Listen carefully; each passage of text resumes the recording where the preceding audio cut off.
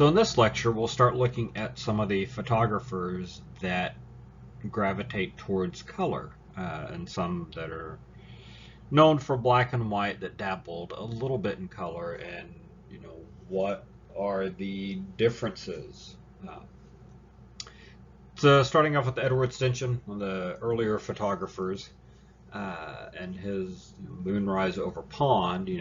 What is the feeling that you get here? Kind of remember he did a similar one. We're talking about the pictorialism and this idea of this, picturesque real moment, trying to capture that real moment with photography. So here he's, going about it using a color process. So what does that do? How does that change the feeling? Ultimately, does color add more to what we are looking at?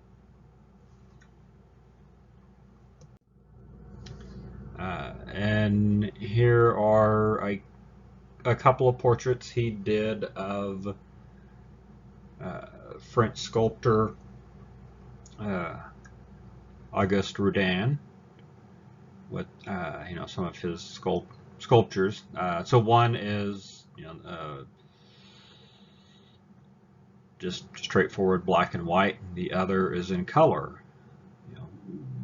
What's going on between these? Is color better than black and white? Obviously, in one case, the black and white one from 1902, you're not getting a whole lot of details. It's more just sort of ambiguous shapes with it. The color one, you actually, you're getting the details. You can actually see Rodin in this image, whereas the black and white is just more of this mass or shape. So how much is the color adding to it?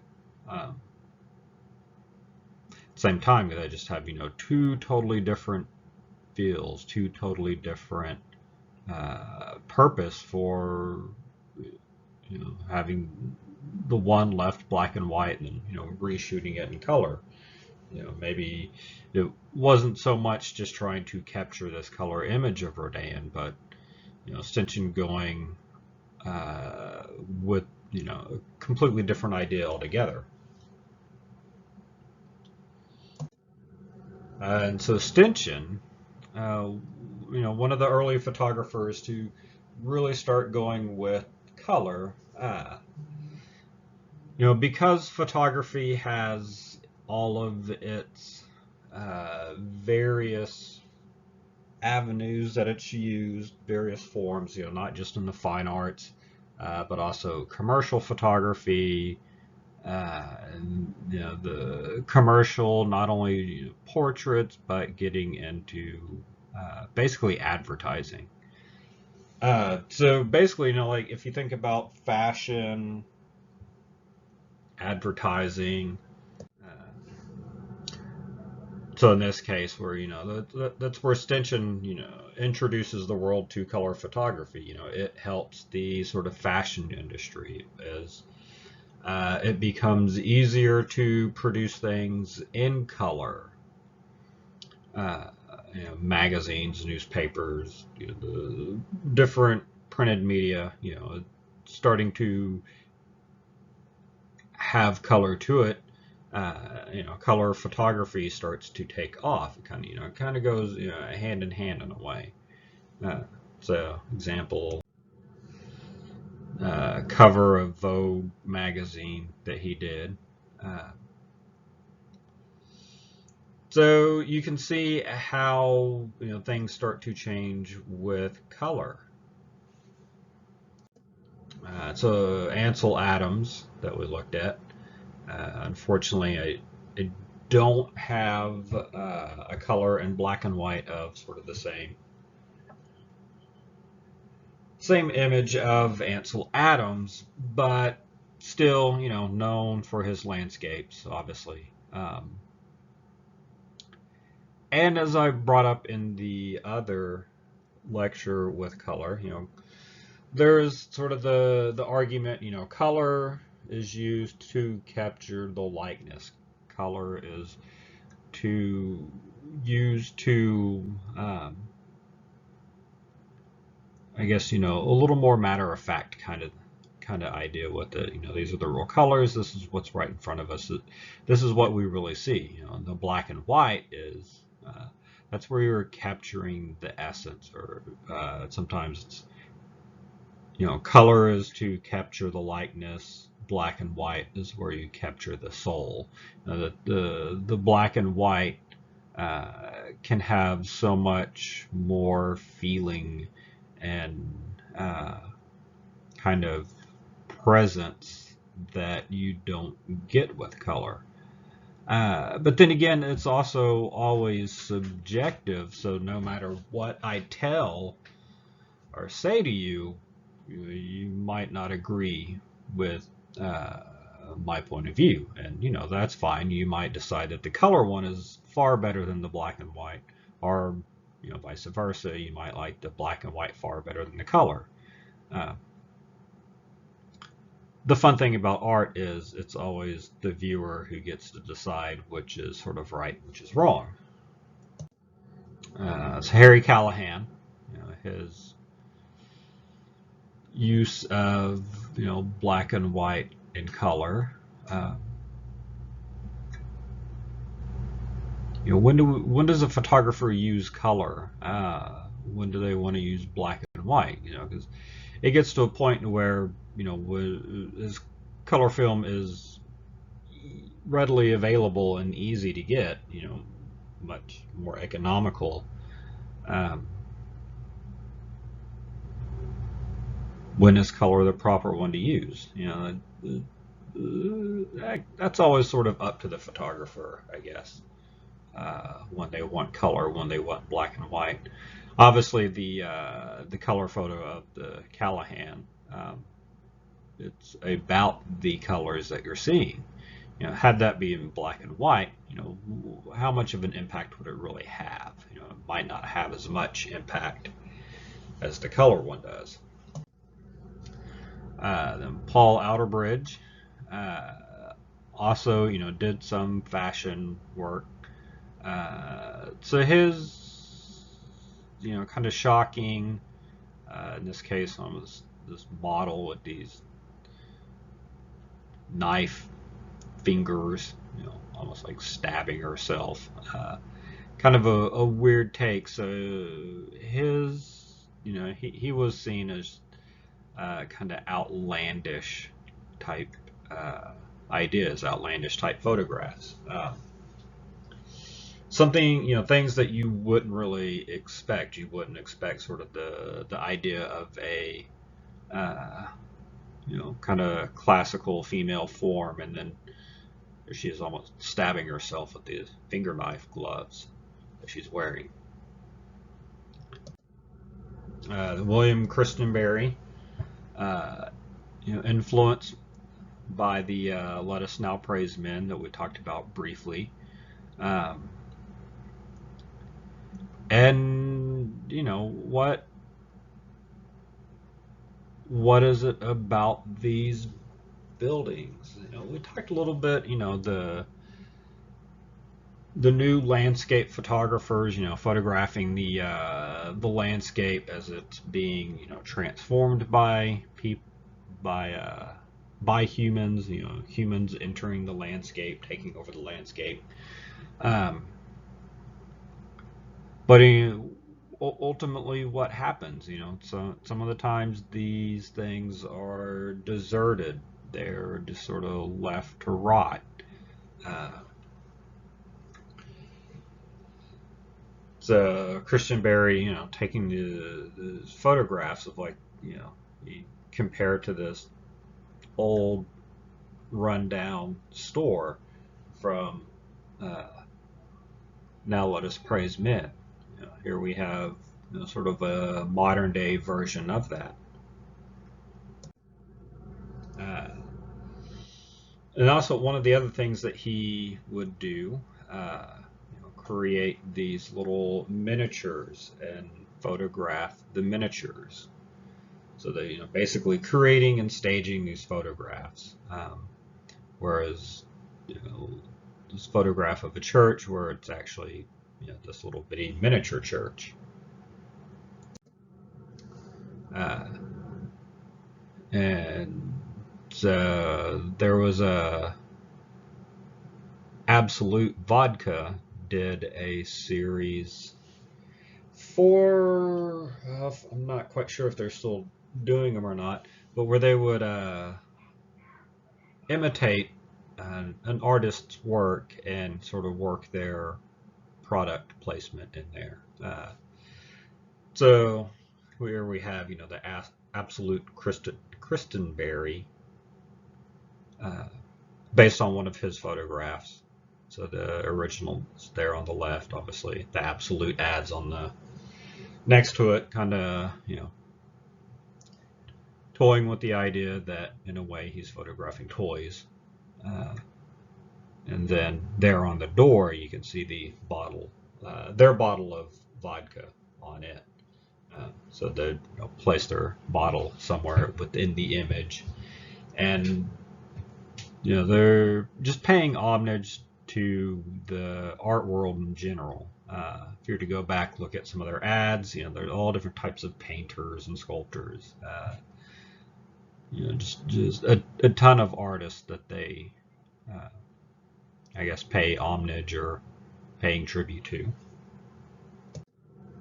So the new topographics. So again, using color, capturing the man-altered landscape.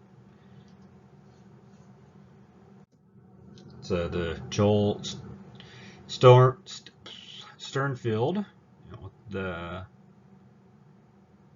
Hoover Dam. So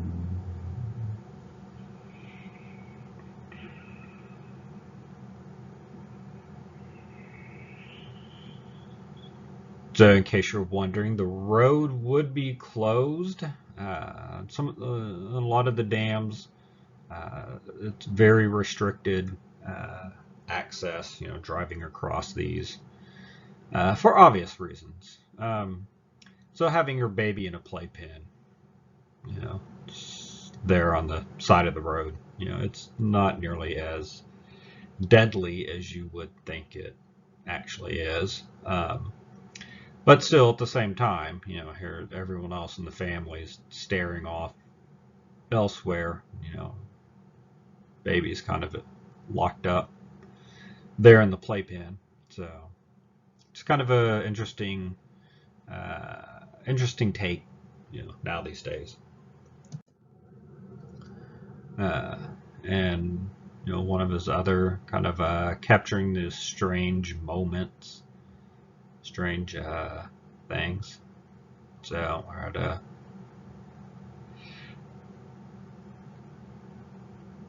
came upon a truck that had to stop because the elephant was getting too hot, and they had to figure out a way to cool down the elephant that was being transported.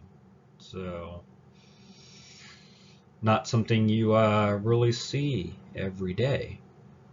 Elephant laying on the road there.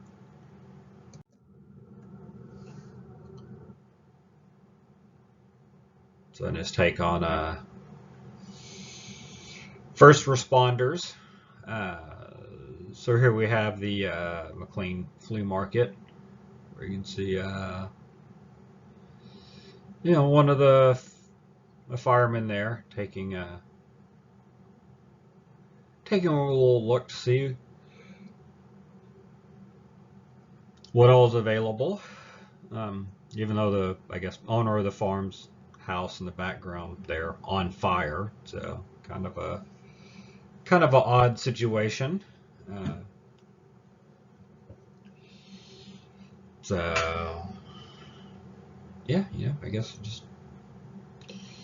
saw the pumpkins and think, hey, I need to get a pumpkin. Halloween's coming up, so yeah, go check those out. You know, probably the other guy's got got the fire contained and all that, so he's just gonna go check out the pumpkins for a minute.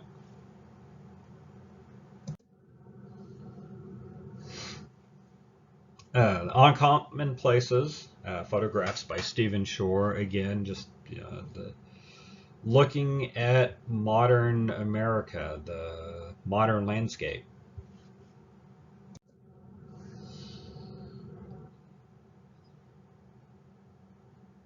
How does the landscape change? How do we define landscape? Typically we think of the Ansel Adams, the picturesque beauty, the mountains, the trees, and all of that. But at the same time, often referred to as cityscapes with all the buildings and all that. It's in a way just as much a landscape.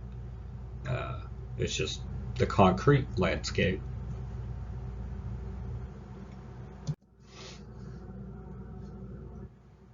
Same time, sort of the ironicness of it.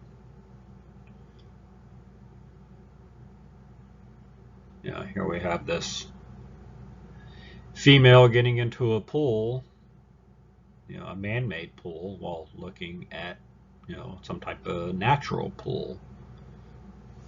They're kind of off in the distance.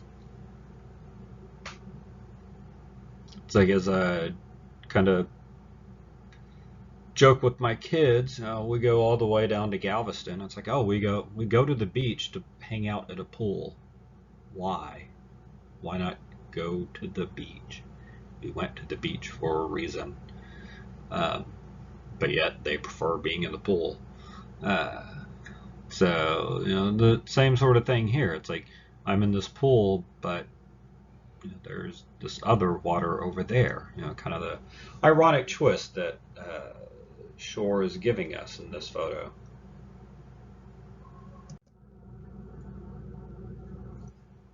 The William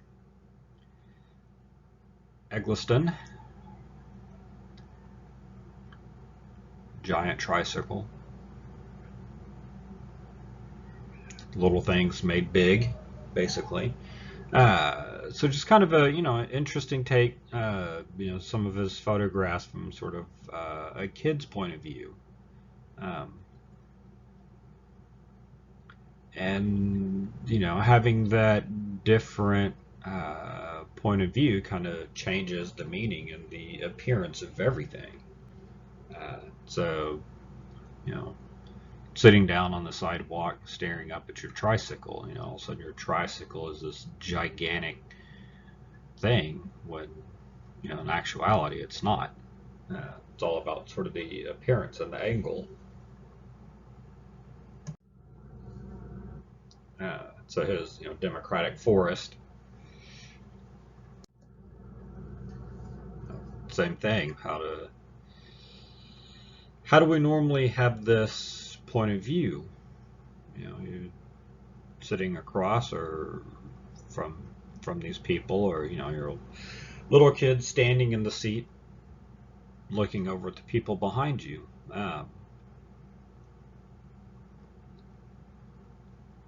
So just kind of this, the point of views that we have, the way we see the world around us.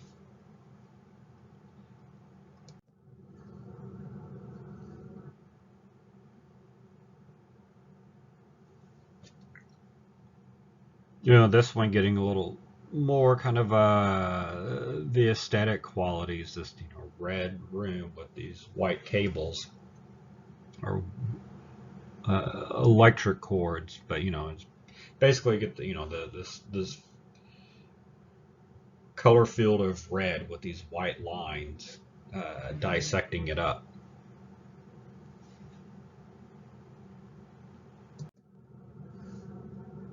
And how the ketchup blends into the stripe, and in some ways it kind of completes the stripe in this one.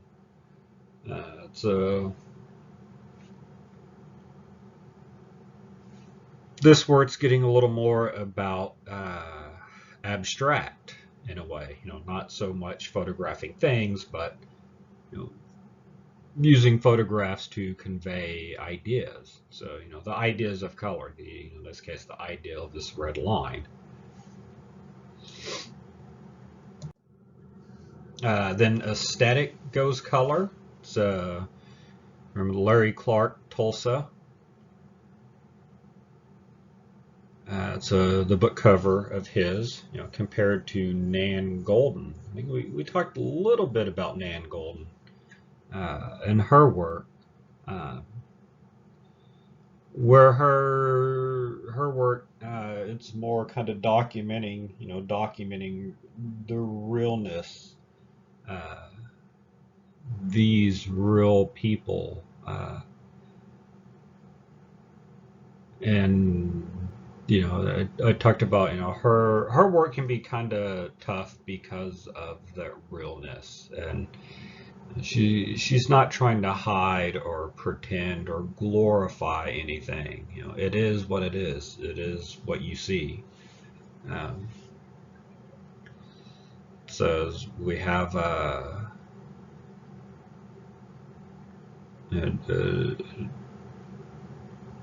basically a drag queen that is beat up, basically. Uh, Basically for who they are. People that have the prejudice against that. Um, so they feel the only thing to do is beat someone up. That's. So again, it's that unfortunate, harsh reality. Nan Goldin so she's one of those photographers where we want to just kind of sweep things under the rug. She's there to remind us, no, it's there, it's real, making us sort of deal with these subject matters and deal with these things. And Cindy Sherman, also coming up about the same time. Both Nan Goldin and Cindy Sherman, they're more of the postmodern, when there was like the big transformation in the art world. So her photographs typically mimic film. It's said that they have the narrative of film. So a lot of her early works are black and white. When you're a starving college student, as she was, and trying to make it big, trying to make her big come out show and all that. She's mainly with black and white because it's cheaper to work with. But over a period of time, where she gets into color, so that the color adds more to it. So her Untitled 153, kind of like Nan Goldin, dealing with how how how things unfortunately are. So in this photo, she she's pretending to be a man who wants to be a woman. So I guess you could say a male transsexual, um, that basically had been killed because of being a transsexual. So her work shedding light on the LGBT community, and what they unfortunately have to deal with. Um, and so, yeah, the other thing about Cindy Sherman is she's her main model. But the only time she's really not in her photos where she had some mannequins made, but they still look like her to fill in for her in some of the photos that she has done. And so some where she, the character she portrays, this one, the History Portrait series, where she's the Virgin Mary. So she's taking a spin on these, different images of Virgin Mary, kind of picking and choosing and making this conglomeration of images that are out there. So, her source material for this one would be other paintings throughout history. And then finally, last one here, entitled 465. The